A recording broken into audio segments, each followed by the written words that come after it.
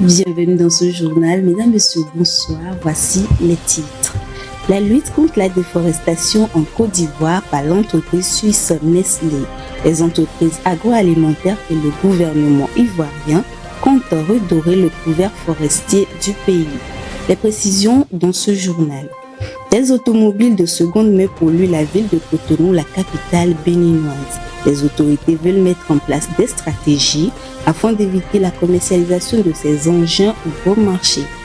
Et puis en France, dans les Pyrénées-Orientales, les citoyens transforment les parkings pour lutter contre la pollution et avoir un département vert et moins polluant. C'était tout pour les titres. Place au développement.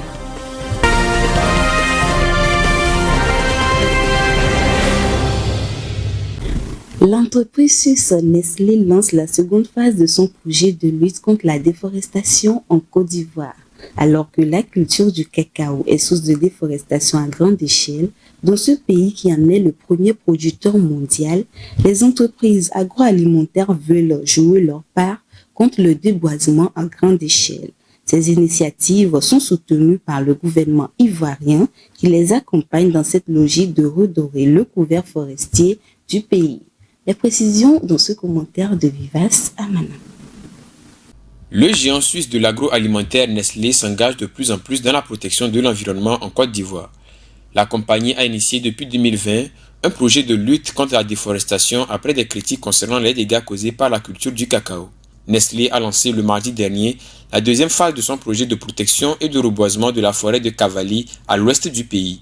Le gouvernement ivoirien et la fondation Earthworm accompagnent cette initiative dans la gestion raisonnée des forêts. Cette nouvelle phase est élargie aux entreprises de négoce suisses Cocoa Source et françaises Touton.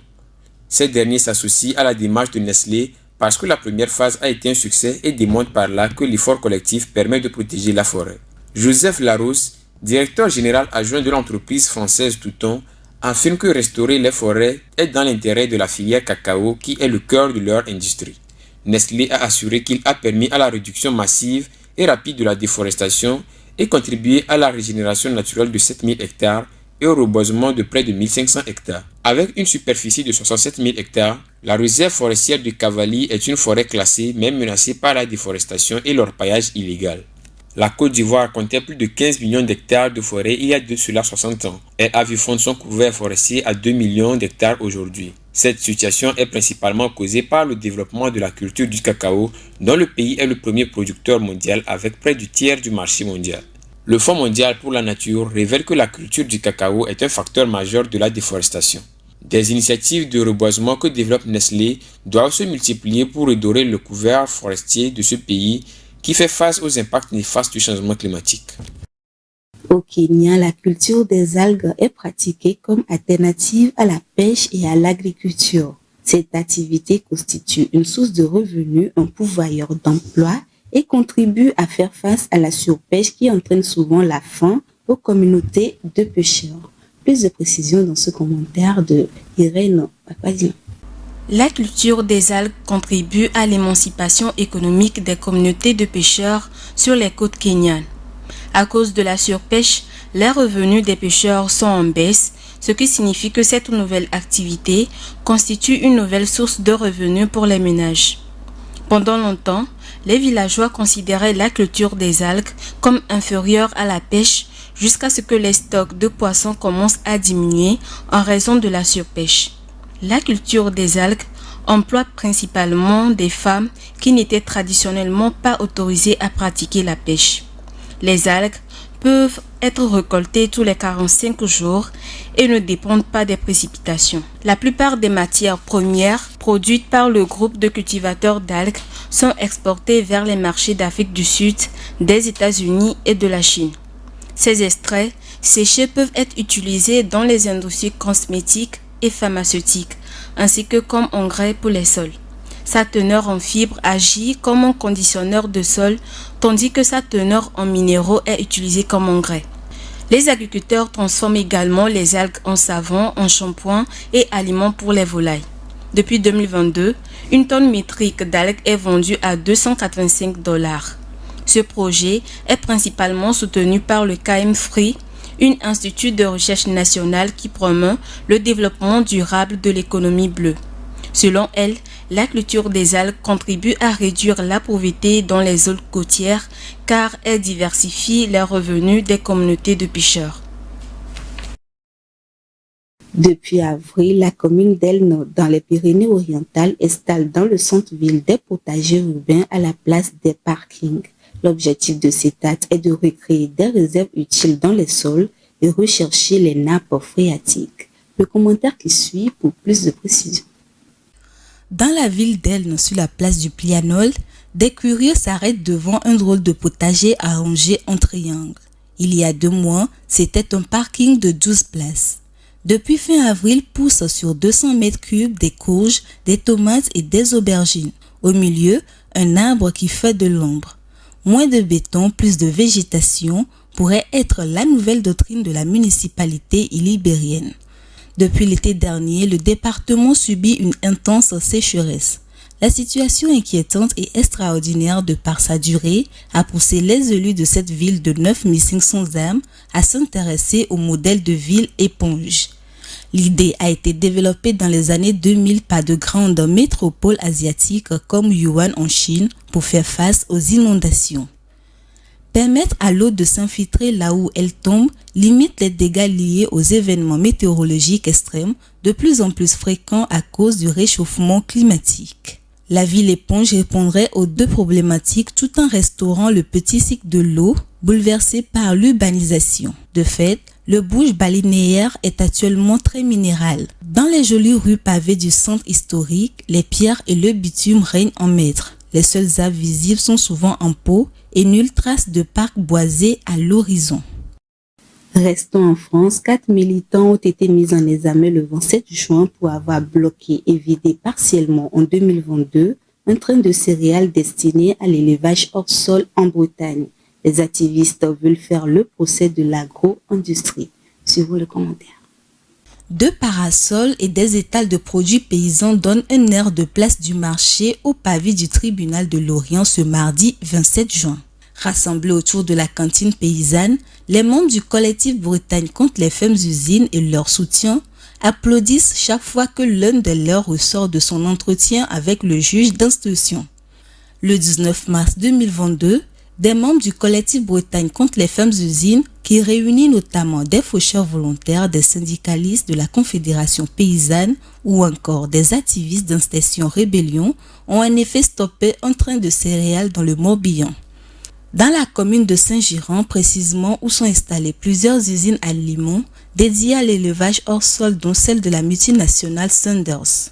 En combinaison blanche, une 50aine de militants a alors construit à la hâte un muret de parpaing sur les rails et vidé une partie de la cargaison de blé devant 2 wagons silos. Les 4 militants convoqués ont en effet mis en examen pour entrave à la circulation d'un train, de dépôt de matériel sur la voie ferrée, de pénétration sur les voies ainsi que la dégradation du bien d'autrui. Les activistes comptent profiter de l'audience à venir pour faire bouger les lignes. Les parcs automobiles de Cotonou, la capitale économique béninoise, sont remplis de vieilles voitures seconde main très polluantes. Malgré la directive adoptée par les membres de la CEDEAO sur l'interdiction des véhicules plus propres sur le marché, l'importation et la commercialisation de ces engins bon marché continuent. Retrouvons Irène Papadina. À Cotonou, la capitale économique béninoise, la plupart des véhicules en circulation sont des voitures d'occasion provenant d'Europe, d'Asie et de plus en plus des États-Unis. Même si elles fonctionnent et coûtent moins cher, ces voitures sont vieilles et très polluantes. Non loin du port de Cotonou, les parcs automobiles de véhicules de seconde main s'étendent sur des kilomètres. Selon un rapport de l'ONU, le Bénin est l'un des 5 plus gros importateurs de véhicules d'occasion en Afrique. Le véhicule que je conduis, c'est un véhicule d'occasion. Et quand je démarre, si tu n'es pas touché même le véhicule, tu ne sais même pas que ça marche. Donc le véhicule d'occasion est toujours propre. Une directive adoptée en 2020 par les membres de la communauté des États de l'Afrique de l'Ouest CEDEAO visait à introduire des carburants et des véhicules plus propres sur le marché pour les années à venir. Cependant, on retrouve dans les parcs automobiles de Cotonou des voitures de plus de 18 ans et leur compteur dépasse généralement les 200 000 km. Elles sont polluantes, énergivores et mettent en danger les objectifs de lutte contre le réchauffement climatique dans le monde. Le constructeur automobile sort ses véhicules avec des normes qui sont souvent beaucoup plus sévères que la norme législative. Qu'on le veuille ou non, lorsque nous choisissons un matériel qui est déjà vieux de 10 ans, nous ne pouvons plus espérer avoir la même pollution qu'un véhicule qui est neuf. Force est de constater que les clients se rabattent sur ces voitures de seconde main par manque de ressources suffisantes. Leur prix tourne autour de 1,5 million de francs CFA.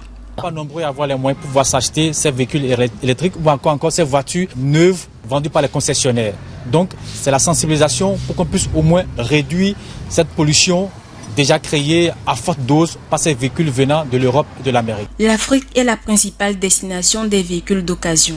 Le Bénin est d'ailleurs la porte d'entrée des marchés burkinabés, nigériens, tchadiens et surtout du Nigeria. Des photos bouleversantes d'éléphants se nourrissant du plastique ont conduit les autorités du Sri Lanka à renforcer les mesures de lutte contre la pollution plastique. Ce phénomène est jusqu'ici largement ignoré dans ce pays qui fait face à une crise économique. Suivant. En 10 ans, le décès d'une vingtaine de pachydermes et d'innombrables autres animaux sauvages ayant avalé le plastique à usage unique, une loi interdisant cette substance doit entrer en vigueur dans les semaines à venir. Sacs, poubelles et autres emballages sont également accusés de boucher les égouts et de provoquer des inondations dans les zones urbaines. Il serait également à l'origine de recrudescence de la dengue, une maladie potentiellement mortelle transmise par les moustiques qui prolifèrent dans les eaux stagnantes. La vente d'une série d'articles en plastique à usage unique, nocifs pour l'environnement, difficilement recyclables et pouvant être facilement remplacés sera interdite.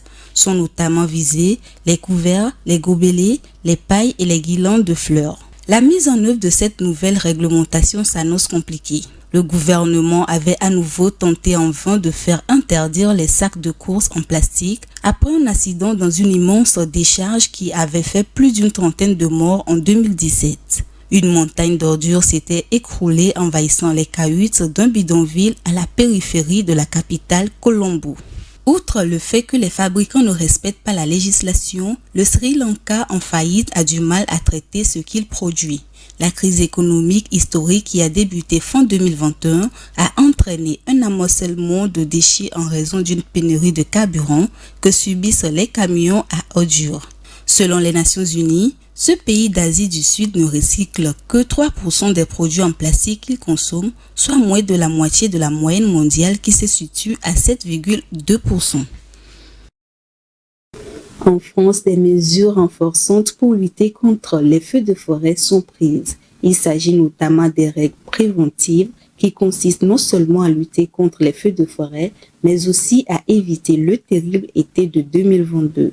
Le projet de loi a été adopté hier par le Parlement. Rafietou Mberikou pour le commentaire. Chaque année, les feux de forêt ont des impacts catastrophiques sur la biodiversité. En France, les zones les plus touchées par les incendies sont les réservoirs de la biodiversité dotés d'une grande richesse qui sont mis en danger durant les étés. En 2022, 72 000 hectares dont 60 000 ont été réduits en cendres. Face à ces risques croissants, le Parlement a adopté hier à travers un vote définitif un projet de loi générale du Sénat. Il s'agit d'une loi renforçant la lutte contre les feux de forêt. Cette loi consiste notamment l'interdiction de fumer dans les bois ou forêts pendant la période à risque, le durcissement des obligations légales de débroussaillement pour les propriétaires de terrains proches des forêts. Hormis le réchauffement climatique, près de 90% des feux de forêt sont d'origine humaine, selon le ministre délégué aux relations avec le Parlement, Franck Riester. À cet effet, les sanctions pénales vont de 10 ans d'emprisonnement avec une amende de 150 000 € pour les cas les plus graves ayant entraîné la mort d'une ou plusieurs personnes. Parmi ces causes d'incendie involontaire, le jeu de mégots n'est pas exclu. Les périodes concernant l'interdiction de fumer seront fixées par les préfets. L'Organisation des Nations Unies pour l'éducation, la science et la culture UNESCO et le ministère togolais de l'Environnement et des Ressources forestières ont lancé un programme dénommé L'Homme et la biosphère autour du parc national de Fazao-Malfakassa entre 2019 et 2022. À l'issue de cette première phase, des résultats encourageants sont observés. Ce projet a amélioré les conditions de vie de la communauté locale et des avantages à la biodiversité de la région. Daniela Boko pour le commentaire avec la voix de Vivace Aman. Le programme sur l'homme et la biosphère de l'UNESCO a été mis en œuvre afin de soulager la pression humaine sur la forêt. Ce projet sur 3 ans en collaboration avec le ministère togolais de l'Environnement et des Ressources forestières et la participation des ONG locales et communautés rurales a pour première phase l'analyse profonde de la cause du problème et la recherche des solutions.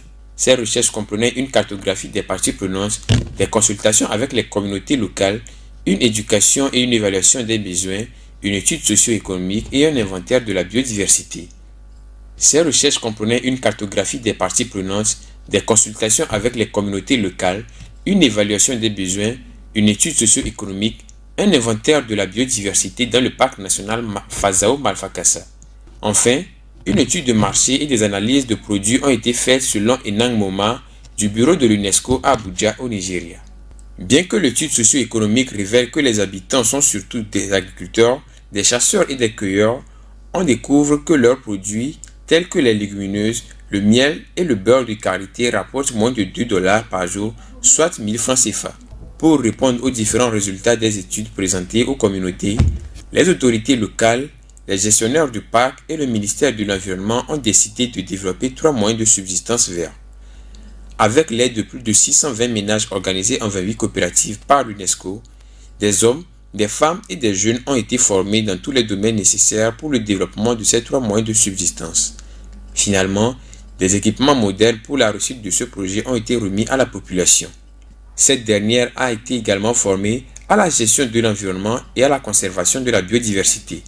Le projet a été conçu et mis en œuvre par l'UNESCO grâce à un financement de près d'$1 million du Fonds de partenariat pour le développement entre l'Inde et les Nations Unies obtenu par l'intermédiaire du Bureau des Nations Unies pour la coopération Sud-Sud.